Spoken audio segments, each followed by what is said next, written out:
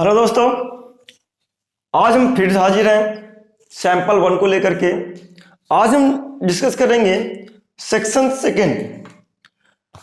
इस section second में अगर आप बात करें, इसमें केस स्टडी क्वेश्चंस हैं।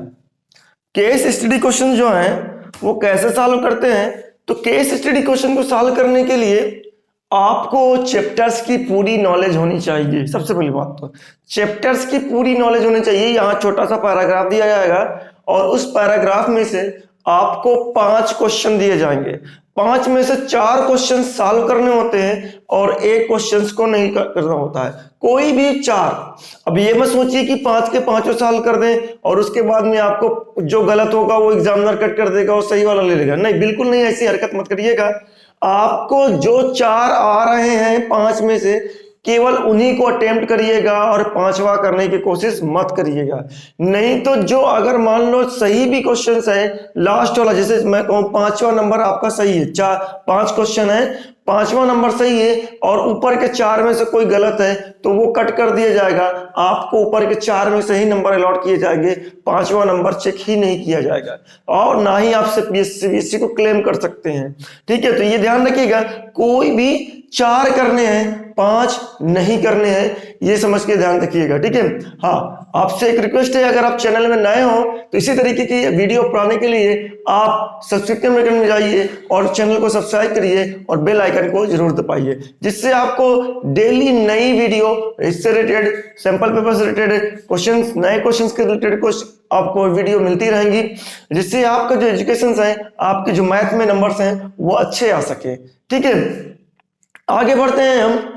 ठीक है, तो ये है आपका question section second, question number 17, case study 1। ठीक है, पहला दिया गया है आपके पास, सैंपल 1 की बात कर रहा हूं मैं, page number 33 and page number 32 में। ठीक है, सैंपल 1 की। तो केस स्टडी क्वेश्चन की अगर मैं बात करूं, पहला पैराबोलिक पाथ दिया गया आपको। A car moves on a highway, एक कार मूव करती है हाईवे में, डायग्राम आपको दिया गया है। इस डायग्राम की सहायता से आप बात करेंगे। एक कार मूव करती है हाईवे में,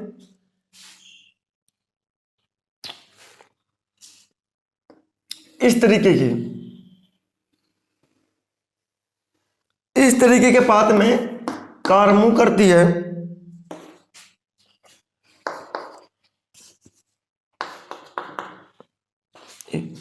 ठीक है, आगे क्या बोल रहा है?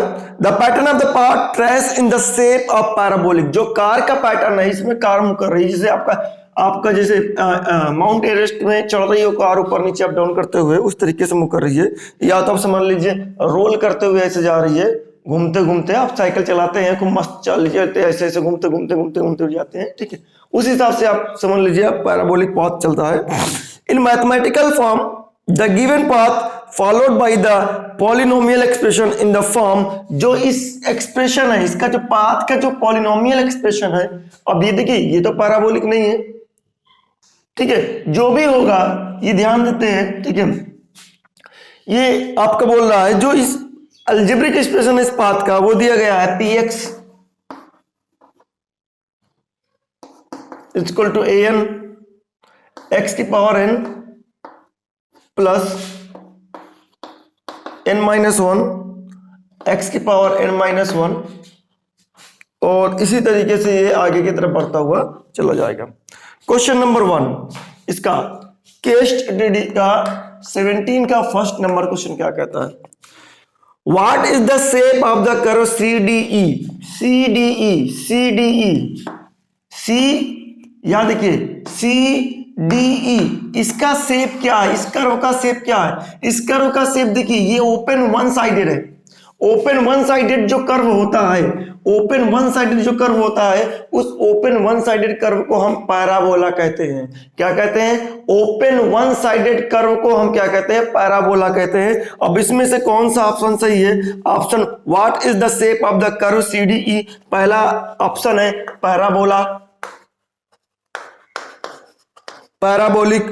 ठीक है, उसके बाद दूसरा ऑप्शन है सर्किल है, तीसरा ऑप्शन है स्ट्रेट लाइन, चौथा ऑप्शन है इलिप्स। ठीक है, इलिप्स। तो आप समझ गए होंगे ये कौन सा ऑप्शन से, ये स्ट्रेट सर्किल तो पढ़ ही लिया आपने। स्ट्रेट लाइन का मतलब क्या होता है, एक सीधी लाइन इस तरीके से, ठीक है। सर्किल का क्या मतलब होता है, सर्किल भी आपने पढ़ाई है। पैराबोला होता है ओपन वन साइडेड, चाहे वो जिस फॉर्म में हो, चाहे इस फॉर्म में हो, चाहे इस फॉर्म में हो, चाहे इस फॉर्म में हो, चाहे इस फॉर्म में, किसी भी फॉर्म में हो, एक साइड ओपन होगा। तो ये जो CDE है वो कैसे दिख रहा है, ओपन वन साइडेड है, इसका मतलब ऑप्शन फर्स्ट करेक्ट है, ठीक है। हाँ, इलिप्स के बारे में बता दूं मैं, इलिप्स कैसा होता है, ये ओवल शेप्ड होता है, मतलब कि एक लाइक स्ट्रक्चर होता है, इस तरीके से होता है, ठीक है। चाहे ऐसे बनेगा चाहे ऐसे बनेगा, ये इस तरीके से इलिप्स होता है। आगे बढ़ते हैं, क्वेश्चन नंबर सेकंड इसका डिस्कस करते हैं, बी नंबर। बहुत इजी क्वेश्चंस होते हैं, बस आपको चैप्टर्स की नॉलेज होनी चाहिए, बस चैप्टर्स की फुल नॉलेज है तो एक भी क्वेश्चन से छूटने वाला नहीं है, ठीक है। आप टिक मार कर ही निकाल लेंगे। If the shape of the curve ABCD is represented by ABC, ये जो शेप है ये भी कैसा शेप दिख रहा है, ABC जो शेप है ये भी कर्व ओपन वन साइडेड है। ABC केवल C तक ही जाना हो, आगे नहीं जाना। ABC क्या ऐसा दिख रहा है, ओपन वन साइडेड है, तो ये भी क्या है, आपका पैराबोलिक है, और पैराबोलिक कर दिया गया है x square minus 7x plus का 12, ये दिया गया है। देन इट्स जीरो आर, इसके जीरो क्या क्या होंगे, इसके जीरो क्या क्या हो सकते हैं ये समझिए। इसके जीरो निकाल लीजिए, जीरो निकालने के लिए आपको क्या करना पड़ता है, इस पूरी पॉलिनोमियल को आप जीरो के बराबर कर दीजिए, तो क्या मिलेगा, एक्स स्क्वायर माइनस का 7x प्लस 12 इक्वल टू 0। आप इसको करेंगे, थोड़ा सा करेंगे और आप ऑप्शन आपको मिल जाएगा एक्स स्क्वायर, एक्स आप देखें 12 का फैक्टर करें, 12 का फैक्टर क्या होगा, 12 का कंपोजिट फैक्टर या प्राइम फैक्टर किसी से भी आ सकता है। ये देखिए, अगर 2 6 2 3 और 3 1, ये आपके पास प्राइम फैक्टर हो गया। प्राइम फैक्टर में 2 3 2 2 जा 4, 4 और 3 में ऐड करेंगे क्या मिलेगा, 7 मिलेगा।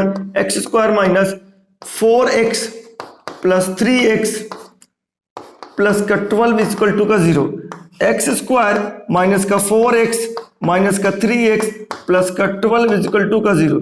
ये और ये अगर बात करूं मैं, x कॉमन लिया तो x माइनस 4 बना, जो यहां बना वही यहां बनेगा, माइनस का 3 आया, x माइनस 4 इक्वल टू 0। तो आप दिख गया होगा x माइनस 4 और x माइनस 3, तो यहां से जो जीरोज आ रहे हैं x की, एक बार ये जीरोज होगा, एक बार ये जीरोज होगा, ये x की वैल्यू जो निकल के आ रही है, एक बार 4 निकल के आ रही है और एक बार 3 निकल के आ रही है। जीरोज का मतलब होता है कि अगर देखा जाए ये दोनों का मल्टीपल आपका 0 है, इसका मतलब ये 0 हुआ होगा या तो फिर ये 0 होगा। अगर ये 0 हुआ होगा तो x कितना मिलेगा, 4 मिलेगा। अगर ये 0 हुआ होगा तो इसका मतलब x कितना मिलेगा, 3 मिलेगा। तो दो जीरोस निकल के आए, एक तो ये, ऑप्शन जो भी सही हो आप टिक कर लीजिएगा। ऑप्शन कौन सा सही है, 3 4 मींस आपका सेकंड ऑप्शन सही है, इसका बी का सेकंड सही है, ठीक है। आगे चलते हैं, बात करते हैं। कह रहा है the path traced by the car whose zero are 2 and -4, कह रहा है ऐसा पाथ बताना है जिसके जीरोस क्या है, जीरोस जो हैं वो कितने हैं, 2 and माइनस का 4 है। मीन्स जीरो एक अल्फा इक्वल टू 2 है और बीटा इक्वल टू क्या, माइनस का 4 है। जीरोस दिए गए हैं, जीरोस से आपको पाथ बताना है, कौन सा पाथ ट्रेस किया गया है। तो आपको पाथ बताने के लिए क्या करना पड़ेगा, ये सी क्वेश्चन है, इसका सी है, तो आप देख सकते हैं कि आपको पाथ बताना है, ये समझिए पाथ बताना है। तो पाथ मतलब आपको अलजेब्रिक एक्सप्रेशन बताना है कौन सा होगा। 2 जीरो दिए गए हैं, 2 जीरो में से आपको पाथ बताना है, तो आपने पॉलिनोमियल में पढ़ा है क्वाड्रेटिक पॉलिनोमियल, और वहां 2 जीरो का ही कंसेप्ट है, तो कौन सा पाथ होगा ये समझिए। तुमको पता है एक्स स्क्वायर, ये जो क्वाड्रेटिक पॉलिनोमियल बनाने का है वही आपके पास होगा। 2 जीरो हैं, 2 जीरो से कितने, कौन सा पॉलिनोमियल बन सकता है, ये क्वाड्रेटिक ही बन सकता है, क्योंकि क्वाड्रेटिक ही आपके पास 2 जीरो एग्जिस्ट करता है, ठीक है। आगे बात करते हैं, क्या हुआ, एक्स स्क्वायर माइनस का alpha plus beta x plus का अल्फा बीटा, ये होगा x square minus alpha plus beta. 2 zero है, एक अल्फा और एक बीटा, अल्फा की वैल्यू है 2 और बीटा की वैल्यू है माइनस का 4।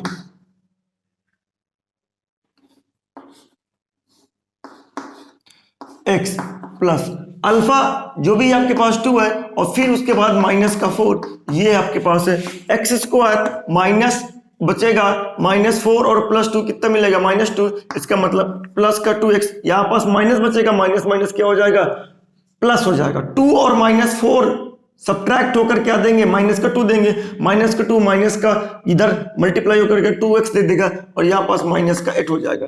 तो ये जो आपके पास अलजेब्रिक एक्सप्रेशन है यही पाथ है, पाथ यही क्या है पाथ है। और यही इक्वेशन आपको बतानी, पाथ कोई लाइन नहीं आपको बताना है, आपको इक्वेशन बताना है कि इस पाथ को रिप्रेजेंट करने वाली कौन सी इक्वेशन है वो बताना है। तो कौन सी इक्वेशन है आप समझ सकते हैं, x square plus 2x minus का 8, ऑप्शन सेकंड सही है इसका। आगे बात करते हैं डी नंबर क्वेश्चन की बात करते हैं इसका। The given path is shown on the coordinate axis which is shown below, find the number of zeros of the given curve। इस कर्व के कितने जीरोस हैं, कोऑर्डिनेट एक्सिस में दिया गया है इस तरीके से, कोऑर्डिनेट एक्सिस इसको उठा करके कोऑर्डिनेट एक्सिस में बना दिया है, कोऑर्डिनेट एक्सिस में ये इस तरीके से बोल रहा है, ठीक है। आपको एक्सरसाइज 2.1 यानी पॉलिनोमियल में यही बताया गया था कि आपको ग्राफ दे दिया जाएगा और आप ये बताइए उसके कितने जीरोस होंगे। तो इसके कितने जीरोस होंगे, ग्राफ एक्स एक्सिस को जितनी बार कट करेगा उसके उतने ही जीरोस होंगे, ग्राफ एक्स एक्सिस को जितनी बार कट करेगा उसके उतने ही जीरोस होंगे। तो एक बार यहां कट किया, एक बार यहां कट किया, एक बार यहां कट किया, एक बार यहां कट किया, कितनी बार कट किया 4 बार कट किया, इसका मतलब इसके कितने जीरोस होंगे 4 जीरोस होंगे। इसका डी का क्या हो गया, डी का ऑप्शन 4 हो गया, आंसर क्या हो गया 4 हो गया, ठीक है आंसर 4 हो गया। इसका मतलब कितने जीरोस होंगे 4 जीरोस होंगे और आपके पास ऑप्शन थर्ड सही है, आप देख लीजिएगा इसको। क्वेश्चन नंबर ई इसी का कह रहा है, if the path ABC traced by the car in above questions is represented by this. ABC का जो पाथ है वो किससे रिप्रेजेंट किया जा रहा है, आपसे बोला जा रहा है कि x square plus 8x plus 15, then the find the distance between G and F. G और एफ के बीच के डिस्टेंस बताना है भाई, या तो जी और एफ दिया नहीं है, अच्छा ऊपर वाले में से दिया गया है आपके पास, ये जो कर्व है यहां से दिया गया है, इसको बता लेते हैं जी एंड एफ कहां पास है। जी ये है, बी ये है, एफ ये है, सी ये है, डी ये है और ई ये है।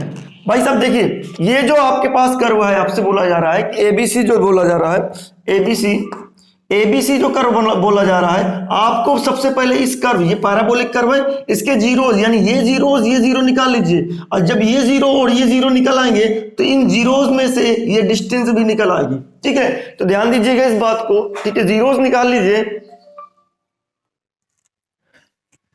ये दोनों जीरोस निकाल लीजिए जी और एफ को यानी ये एबीसी जो है इसको रिप्रेजेंट करने वाली लाइन कौन सी है, एक्स स्क्वायर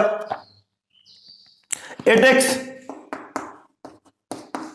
प्लस 15 ये है आपके पास, इसको रिप्रेजेंट करने वाली लाइन ये है। तो इसके जीरोस निकाल लीजिए, इसके जो भी जीरोस होंगे यहां पर जी और एफ जीरोस होंगे, उस जी और एफ को निकालने के बाद आप कंसीडर कर सकते हैं कि इनके बीच की डिस्टेंस कितनी होगी। तो चलिए जीरोस निकालते हैं, ठीक है यहां पास जीरोस निकालते हैं, ई नंबर क्वेश्चन इसका। जीरोस क्या होगा, जीरोस निकालते हैं, एक्स स्क्वायर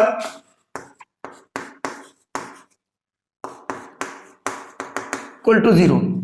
जीरोस निकालने के लिए इक्वेशन को, पॉलिनोमियल को जीरोस बनाना पड़ेगा आपको, ठीक है। आप इसको देख लिए, इसका फैक्टर करेंगे कितना मिलेगा, फैक्टर बनेंगे आपको 3 और 5, 3 और 5 को ऐड करेंगे 8 मिलेगा, x square plus 3x plus 5x प्लस 15 इक्वल टू 0। एक्स का मन आया x प्लस 3 और उसके बाद में 5x प्लस 3 इक्वल टू 0। एक बार x प्लस 3 आया और एक बार आया x प्लस 5 आया और यहां से इसको 0 करोगे तो माइनस का 3 मिलेगा और वहां पास 0 करोगे तो माइनस का 5 मिलेगा, यानी x की 2 वैल्यू निकल के आएगी बेटा, x की 2 वैल्यू, एक बार माइनस का 3 निकल के आया और एक बार माइनस का 5 निकल के आया। अब यहां पर देखिए दोनों जीरोस क्या है, मिल चुके हैं, एक बार माइनस का 3 और एक बार माइनस का 5 और ये x एक्सिस में है। तो आप समझ सकते हैं कि इस कर्व की बात की गई थी तो इसमें x कौन होगा -3 और x माइनस का 5 कौन सा होगा? तो माइनस का 5 जब इधर से मूवमेंट करते हैं तो निगेटिव बढ़ता जाता है, तो माइनस का 3 तो यही हो जाएगा और माइनस का 5 ये हो जाएगा। माइनस का 3 और माइनस के 5 में अगर बात करें तो इनके बीच की डिस्टेंस कितनी हो जाएगी? माइनस का 5 यहां से है, ओरिजिन से यहां तक माइनस का 5 है और ओरिजिन से यहां तक माइनस का 3 है, तो माइनस का 3 ये और माइनस का 5 यहां से यहां तक, तो दोनों के बीच की डिस्टेंस कितनी आ जाएगी? आप कह दीजिए माइनस का 3 और माइनस का 5 का सब्ट्रैक्शन लीजिए, लेकिन डिस्टेंस बतानी है तो डिस्टेंस निगेटिव नहीं ली जाएगी, तो यहाँ पास कितने यूनिट का गैप है? यहाँ पास 2 यूनिट का गैप है, तो डिस्टेंस कितनी हो जाएगी? डिस्टेंस हो जाएगी 2। निगेटिव कभी नहीं होती डिस्टेंस, तो डिस्टेंस बताना है जी और एफ के बीच में। आपको कोऑर्डिनेट मिल चुके हैं, तो कोऑर्डिनेट आप बता दीजिए, या तो आपके पास डिस्टेंस फार्मूला लगा कर बता सकते हैं, तब भी डिस्टेंस पॉजिटिव ही आएगी, वो निगेटिव डिस्टेंस नहीं आती है। तो आप समझिए माइनस का 5 ये कोऑर्डिनेट जो है माइनस का 5 है, माइनस का 5 यहां से है ओरिजिन से, जो भी कोऑर्डिनेट है वो ओरिजिन से है, ये भी ओरिजिन से है, तो यहां पास ये जो होगा -5, 0 होगा, ये -3, 0 होगा। ठीक है, आप निकाल सकते हैं -5 और -3 में डिफरेंस निकाल लीजिए, तो कितना मिल जाएगा? 2 का डिफरेंस आएगा, -2 का डिफरेंस आएगा, और -2 का जब डिफरेंस आएगा तो आप उस -2 को क्या कर देंगे? +2 बना देंगे। क्या बनेगा? डिस्टेंस कितना निकल के आएगा? 2 निकल के। ध्यान दीजिएगा डिस्टेंस कभी निगेटिव नहीं होती है, डिस्टेंस पूछा था इसलिए हमने प्लस का 2 रखा हुआ है। तो ये ऑप्शन आपका सही होगा, ऑप्शन ए इसका सही होगा, ई का ऑप्शन नंबर फर्स्ट। ठीक है, ये हो गया आपके पास में। आगे बात करते हैं केस स्टडी सेकंड सॉल्व करते हैं। अगर आपको केस स्टडी सेकंड सॉल्व करना है तो आपको पूरा का पूरा नॉलेज होना चाहिए। किसका नॉलेज होना चाहिए? आपको स्टैटिक्स का नॉलेज होना चाहिए, स्टैटिक चैप्टर का नॉलेज होना चाहिए, नहीं तो आप सॉल्व नहीं कर पाएंगे इसको।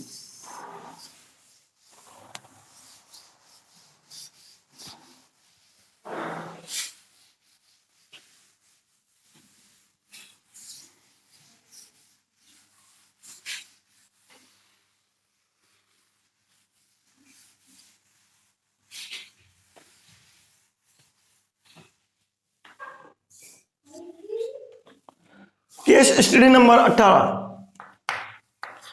नंबर क्वेश्चन बात करते हैं। स्टूडेंट्स स्टडिंग इन क्लासरूम, जो बच्चे हैं वो क्लासरूम में पढ़ रहे हैं। In a mathematical class a teacher explain the concept for determining the mean by defining the formula x bar equal to summation fi xi। जो मीन का जो फार्मूला है उन्होंने जो डिटर्मिनेशन है मीन का, वो कहता है कि समेशन सिग्मा fi अपान सिग्मा fi, ये फार्मूला दिया गया है। इस फार्मूले से आपको सॉल्यूशन लेकर के आना है, ये फार्मूले से सॉल्यूशन लेकर के आना है। तो आगे बात करते हैं क्या हो जाता है। Further a teacher give one example for explaining the above concept, ऊपर वाले कंसेप्ट को एक्सप्लेन करने के लिए एक एग्जांपल देता है, वो एग्जांपल नीचे इंटरवल में दिया है। The marks obtain by the 30 students, यानी 30 स्टूडेंट्स के द्वारा जो मार्क्स का ऑब्टेन है students of class 10th of certain school in a mathematics paper consist of 100 marks।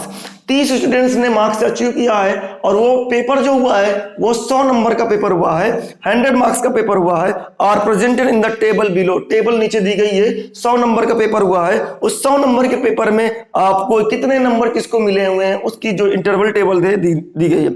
अभी टेबल से क्या आपको नॉलेज हासिल करना है, क्या आपको कैसी टेबल बनाना है, मीडियन वाली टेबल बनाना है, मीन वाली टेबल बनाना है या मोड वाली टेबल बनाना है, ये तो क्वेश्चन 5 क्वेश्चन पहले रीड कर लीजिए, पूछा क्या गया वहां पास, जब पूछा जो गया उसी के अकॉर्डिंग टेबल का अरेंजमेंट हम करते हैं। Find the average marks obtain by the students, average marks, इस एवरेज मार्क्स का मतलब क्या होता है? आपको मीन निकालना है। एवरेज का मतलब क्या होता है? मीन निकालना होता है।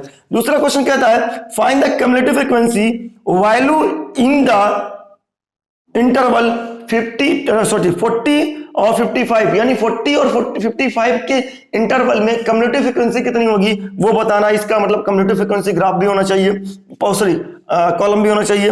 Throw cumulative frequency table which central tendency can be determine, कौन कम्युलेटिव फ्रीक्वेंसी से कौन सी सेंट्रल टेंडेंसी, मतलब मीन मोड और मीडियन में से कौन सी चीज को डिटरमाइन किया जा सकता है कम्युलेटिव फ्रीक्वेंसी से।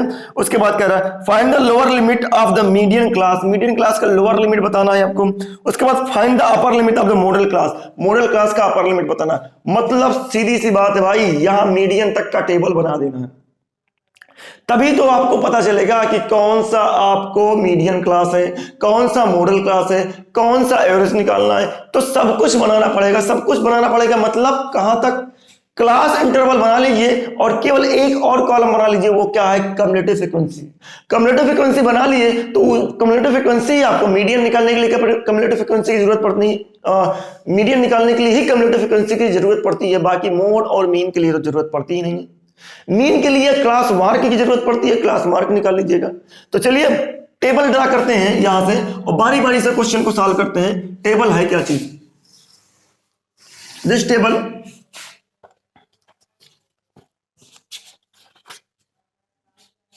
यह है interval, class interval.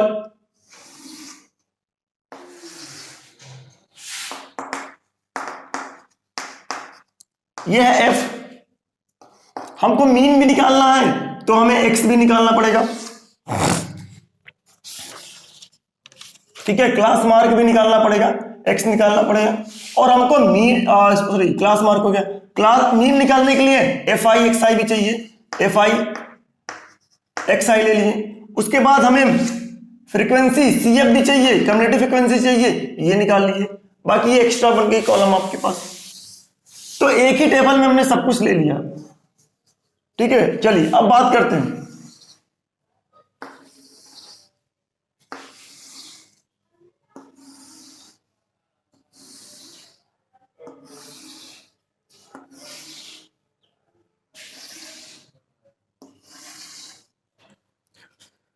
Ten to 25, 25 to 40, 40 to 40, 55, 55 to 70, 70 to 85, 85 to 100। F कितना दिया गया है, 2 3 7 6 6 6। अब यहां पास हमको एक्स निकालना है। एक्स कैसे निकालना है, एक्स निकालने के लिए आपको upper limit and lower limit को ऐड करिए और 2 से डिवाइड कर दीजिए। अपर लिमिट और लोअर लिमिट की बात करें तो 20 + 10, अपर लिमिट ये है आपके पास, लोअर लिमिट ये है, सॉरी अपर लिमिट और लोअर लिमिट में अगर बात करें, अपर लिमिट ये है और लोअर लिमिट ये है, तो दोनों को एडिशन करेंगे और 2 से डिवाइड करेंगे।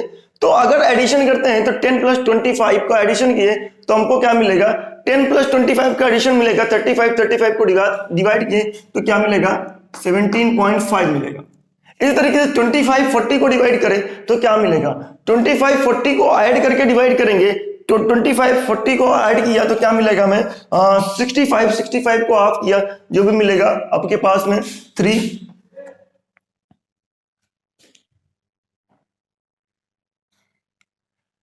65 को ऐड किया 32.5 ये मिलेगा।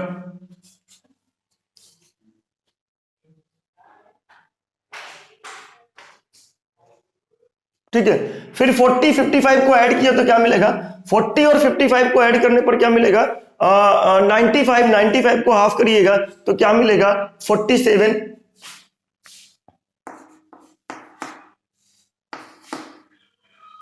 इसको ऐड किया तो क्या मिला, इसको ऐड करने से क्या मिलेगा, इसको ऐड करने से आपको मिलेगा 62.5। इसको ऐड करिए 2 से डिवाइड करिए क्या मिलेगा आपके पास, इसको ऐड करने और डिवाइड करने से मिलेगा 77.5। और इसको ऐड करेंगे और डिवाइड करेंगे 2 से डिवाइड करना, सब में ऐड करके 2 से डिवाइड करना है तो क्या मिला 92.5। ये तो एक्स मिल गया, क्लास मार्क मिल गया। अब आपको क्या चाहिए, अब आपको एफ आई एक्स आई चाहिए, यानी एफ और एक्स का मल्टीपल चाहिए। एफ और एक्स का मल्टीपल निकाल लीजिए। एफ और एक्स का मल्टीपल क्या होता है, एफ ये है और एक्स ये, दोनों का मल्टीप्लाई ले लीजिए। एफ और एक्स का मल्टीप्लाई लिए क्या मिलेगा 35। इसका मल्टीप्लाई किए 5, 3 2 जा 6 7, 3 3 जा 9 ये मिलेगा। उसके बाद में आइए इसको मल्टीप्लाई करते हैं 7 5 35 35 3 आया। उसके बाद में 7 7 जा 49 49 + 3 कितना मिलेगा, 49 + 3 52। उसके बाद में क्या मिलेगा आपके पास,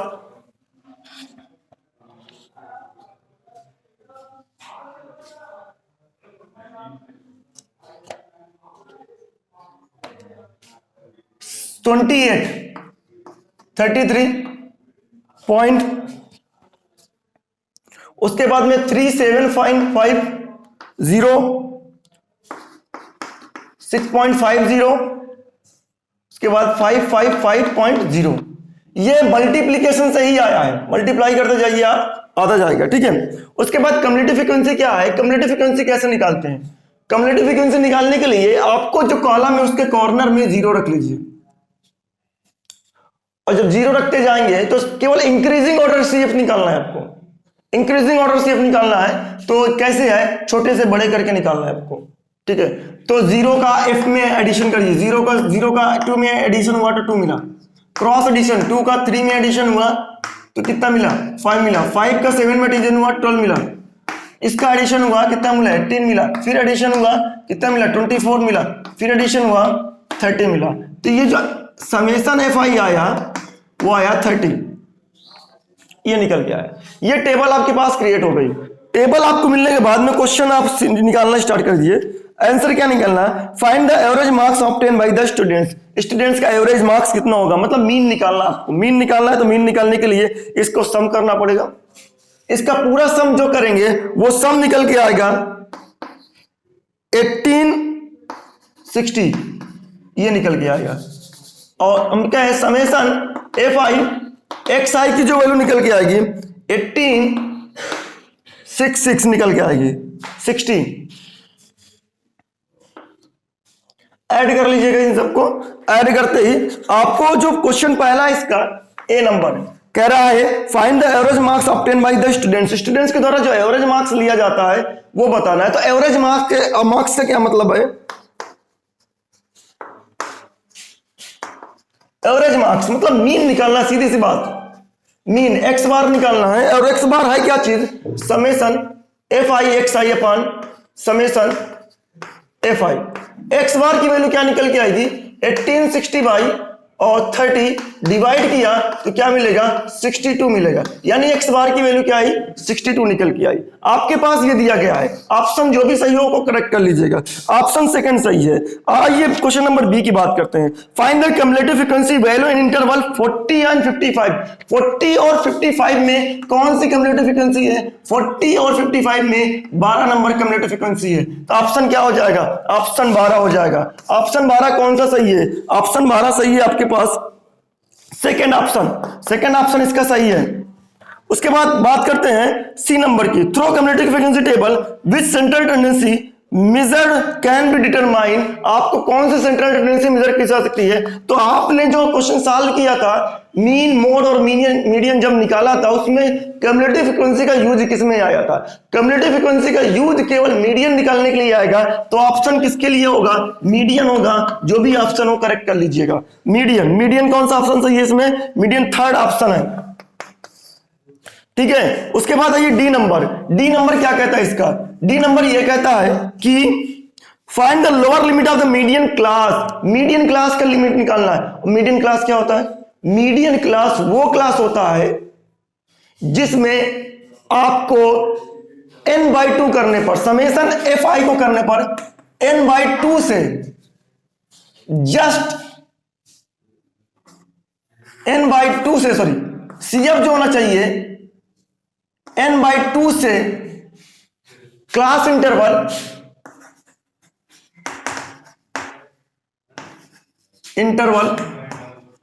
in which CF is just greater than n/2. CF is just greater than,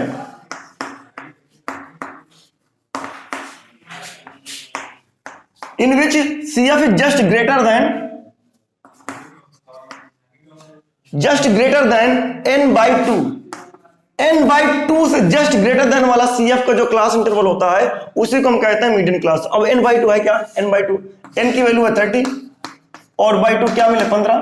15 से जस्ट बड़ा वाला कौन सा क्लास इंटरवल है, 15 से CF ही जस्ट बड़ा देखना आपको 18 है। तो 18 नंबर का क्लास इंटरवल कौन हो गया, ये है मीडियन क्लास। मीडियन क्लास क्या हो गया, तो मीडियन क्लास जो हुआ वो हुआ 55 70। तो ऑप्शन कौन सा सही है, 55 70। सॉरी, लोअर लिमिट बताना था, तो लोअर लिमिट क्या हो गया, लोअर लिमिट हो गया, लोअर लिमिट हो गया 55। तो ऑप्शन जो भी सही हो आप कर लीजिएगा, ऑप्शन फर्स्ट सही है इसका। दूसरा लास्ट है, find the upper limit of the model class. Model class का अपर लिमिट बताना है। तो अब मॉडल क्लास कैसे पहचानेंगे, मॉडल क्लास पहचानने के लिए टेबल की मैक्सिमम फ्रीक्वेंसी की क्लास ही मॉडल क्लास होती है। टेबल की मैक्सिमम फ्रीक्वेंसी की क्लास ही मॉडल क्लास होती है। तो टेबल की मैक्सिमम फ्रीक्वेंसी क्लास क्या है, 7 है ये। तो मॉडल क्लास क्या हो गया, मॉडल क्लास हो गया 40 और 55। इसमें जो क्लास इंटरवल है इसकी अगर बात करें, इसमें अपर लिमिट बोला गया था, इसमें भी अपर लिमिट क्या हो जाएगी, अपर लिमिट हो जाएगी 55। तो जो भी ऑप्शन सही हो वो करेक्ट कर लीजिएगा।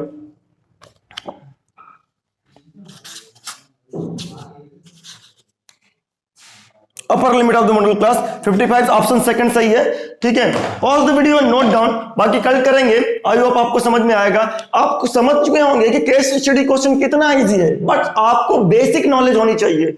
बेसिक नॉलेज होनी चाहिए तो 4 नंबर के 4 क्वेश्चन आने हैं, मतलब 16 नंबर तो आपका फिक्स है। जेब में उठाइए, डाल लीजिए खचाकते। ठीक है, pause the video and note down.